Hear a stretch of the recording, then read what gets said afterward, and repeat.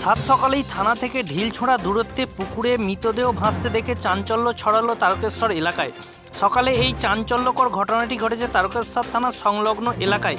এদিন সকালে তারকেশ্বর থানার সংলগ্ন বেলপুকুরে একটি মৃতদেহ ভেসে ওঠে।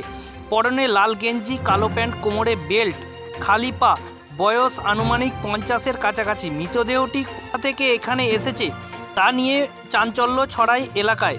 খবর পাওয়া মাত্রই পুলিশ এসে মৃতদেহটি উদ্ধার করে নিয়ে যায়। প্রসঙ্গত, গত বুধবার মাঘী পূর্ণিমার উপলক্ষে তারকেশ্বর মন্দিরে প্রচুর ভিড় হয়। সেই সময় বহু মানুষের সমাগম ঘটে শৈবতীর্থ তারকেশ্বরে। সাধারণ মানুষের অনুমান এই ঘটনাটি ঘটে থাকতে পারে।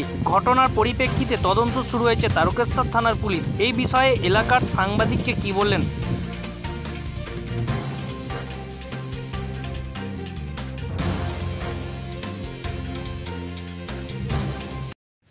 পরনে একটা কালো রঙের জ্যাকেট আর ভেতরে একটা লাল গেঞ্জি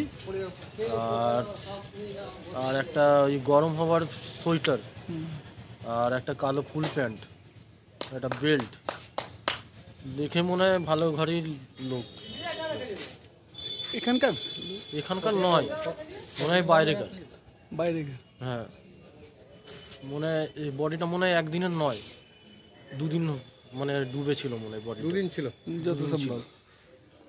মানে এখানে লোকালে কেউ দাবি করে? লোকালে কেউ না, লোকালকার বাসিন্দারা বলছে যে এখানকার নয়, বাইরেকারই আছে। তাহলে লোকালে হলে তো চিনবে অনেকে সবাই যে হ্যাঁ ভাই এটা আমাদের এখানকার, এখানে নয়। মনে হচ্ছে আবার পূর্ণিমার ব্যাপার তো মনে হচ্ছে বাইরেকার নয়, খুব বেশি দূরের নয়, কাছে পিঠে। শ্যাওড়াপুলি শ্যামপুর আমাদের হুগলির মধ্যেই আছে। হতে পারে। হ্যাঁ, বডি তুলে নিয়ে গিয়ে থানায় গিয়েছে?